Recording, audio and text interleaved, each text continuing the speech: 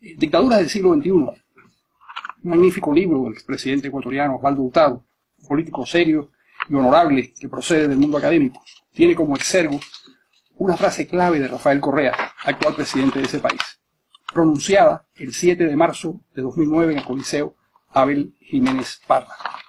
Repito la frase del presidente Correa.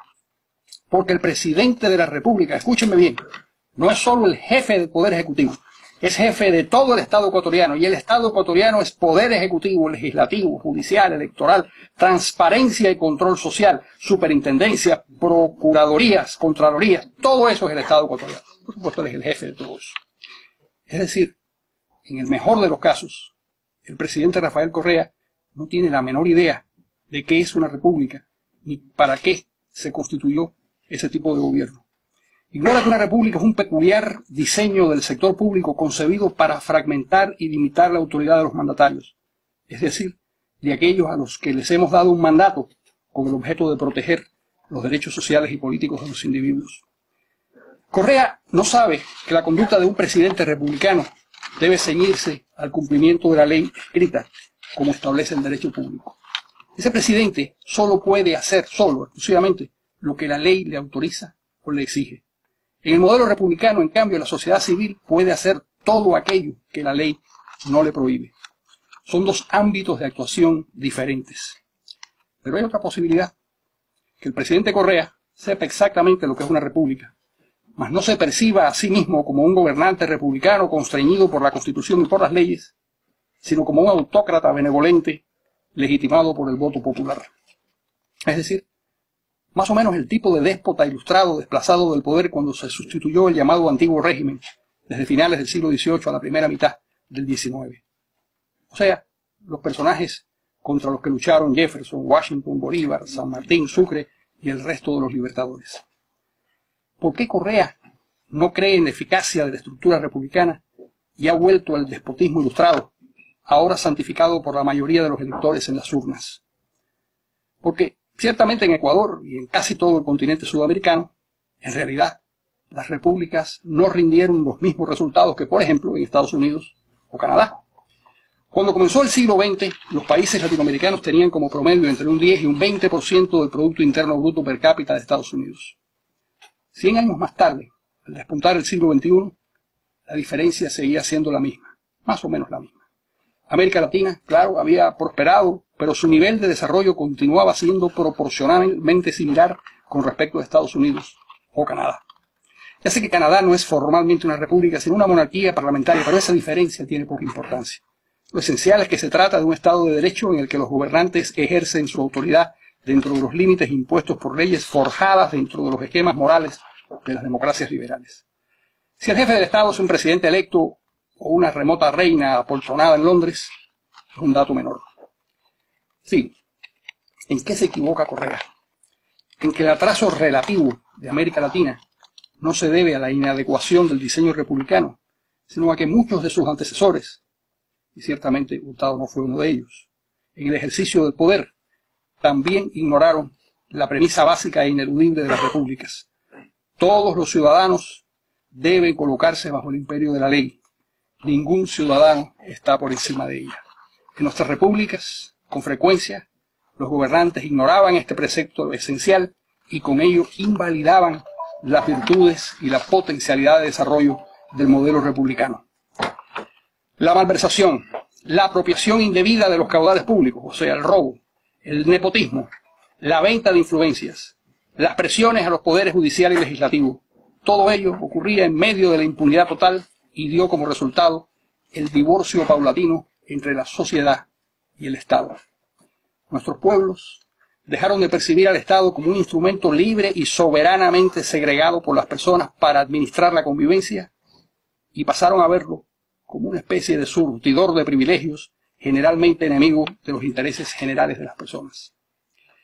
Por eso, a la mayoría de los electores, con frecuencia, no les importaba que los golpes militares demolieran los fundamentos republicanos o que las guerrillas y los terroristas de izquierda atacaran por el flanco contrario.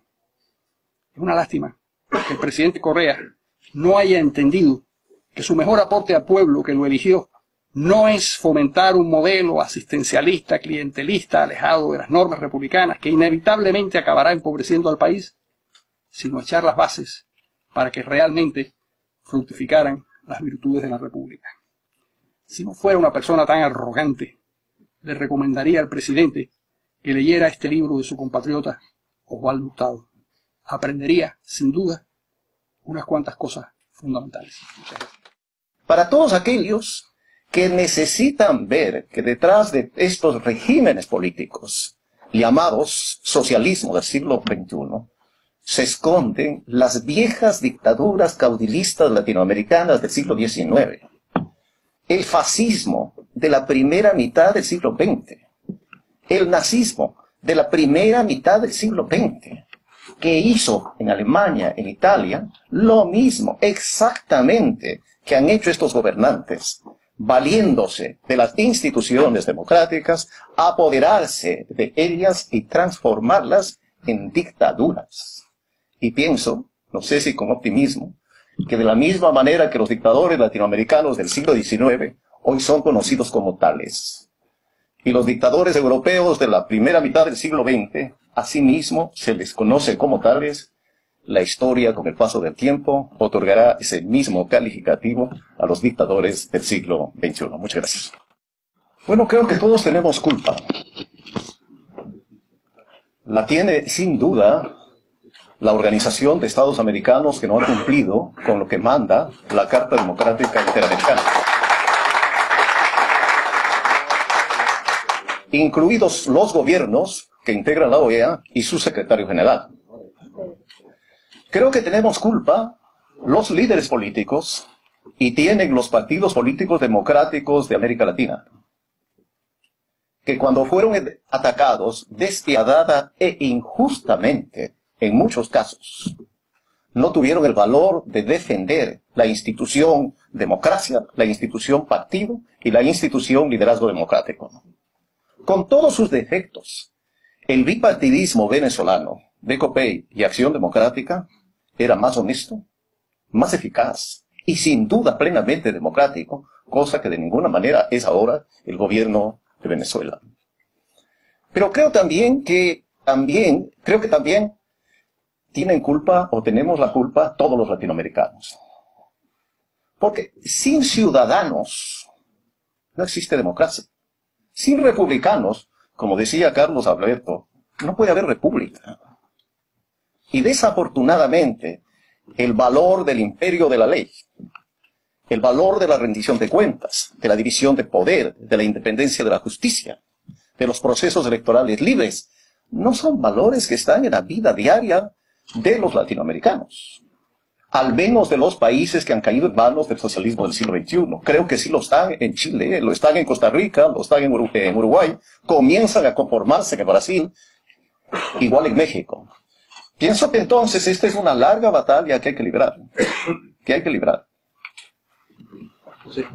Presidente, primero me gusta mucho que use la palabra dictadura, porque hace mucho que insisto con que esto responde estrictamente a la definición del diccionario de la Real Academia Española, ¿no? Pero mi pregunta es, ¿por qué crees que hubo tanta resistencia a utilizar esta palabra y si la resistencia de alguna manera tiene que ver con el no reconocimiento del problema? ¿Resistencia a qué? A usar la palabra dictadura. A usar la palabra dictadura. Porque dictadura en América Latina estaba asociado a gorras, botas, fusiles, bayonetas, tanques de guerra, soldados en las calles, muertes.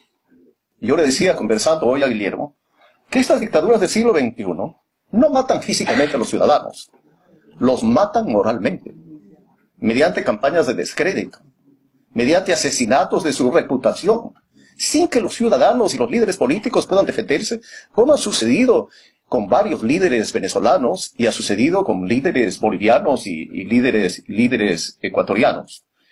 De manera que tenemos que hacer un esfuerzo hoy para hacerle caer en cuenta a los ciudadanos de que las dictaduras del siglo XXI ni tienen botas, ni gorras, ni bayonetas. Son civiles los que acaban con el orden democrático. Son políticos que hacen discursos sobre la democracia. Son quienes ofrecen una democracia participativa, perfecta. Son ellos los que dan los golpes de Estado. Porque dan golpes de Estado No un gran golpe de Estado al estilo de los militares, ¿no? Derrocar al presidente de la República y cerrar el Congreso Nacional. No, no, no. Son mini golpes que van dándolo metódica, regularmente, hasta que se apoderan completamente del poder. Y como mantienen el sistema electoral, y ese sistema electoral recibe el día de las elecciones inspectores internacionales que dice que los votos han sido bien contados, no toman en cuenta que las dictaduras del siglo XXI hacen el fraude electoral antes de las elecciones. Mediante los mecanismos electorales ad hoc establecen, mediante las limitaciones que tienen los candidatos a presentar sus opiniones y sus discursos, mediante el control absoluto de los órganos electorales, mediante el uso del poder del Estado y de sus recursos económicos para la campaña del presidente de la República. Bueno, todos estos temas yo creo que tenemos que discutirlos, tenemos que exponerlos y a la final ganaremos. En cuanto los latinoamericanos tengan en cuenta que no solo vale aquello que han dicho los oradores y yo he dicho, sino que los países que hoy en América Latina avanzan son los que tienen democracias en el sentido tradicional, antiguo del concepto de democracia. Tienen la democracia liberal de siempre. Hablo de Chile, hablo de Uruguay, hablo de Costa Rica y de Brasil recientemente, o de Colombia, o de Perú, o de México. Son países que largamente van dejando atrás a Venezuela, a Ecuador. En una entrevista, y con eso termino, en una entrevista dije que cuando Correa asume la presidencia, el Ecuador producía 500.000 barriles diarios de petróleo. Colombia igual. 6 años después, Colombia produce 1 millón de barriles diarios y Ecuador 500.000. Sí. Yo quisiera comparar la situación que se ha definido como un acceso. Se han definido estas dictaduras como la parte superficial de la empresa. Pero debajo de todo esto hay un gran gestor o un par de gestores que son los hermanos Castro de Cuba, que curiosamente estos gobernantes y otros gobernantes que se han convertido en reflexos les han venido agachando la cabeza, como sucede recientemente cuando el mismo presidente de Chile le entrega en bandeja de plata el shelah a la dictadura de Castro. Quisiera que por favor ampliara un poquito ese tema. Bueno, tengamos en cuenta, pero si me permite, tengamos en cuenta que en los años 80 y 90, los políticos democráticos del continente y los partidos democráticos del continente gobernaron en la peor época que vivió América Latina en la segunda mitad del siglo XX, las 2 décadas perdidas. Y que estas dictaduras del siglo XXI han gobernado en la mayor época de prosperidad de América Latina en cuanto continente, por lo menos en un centenar de años. Entonces, también hay que tener en cuenta que a nosotros nos correspondió administrar la escasez y a ellos la abundancia.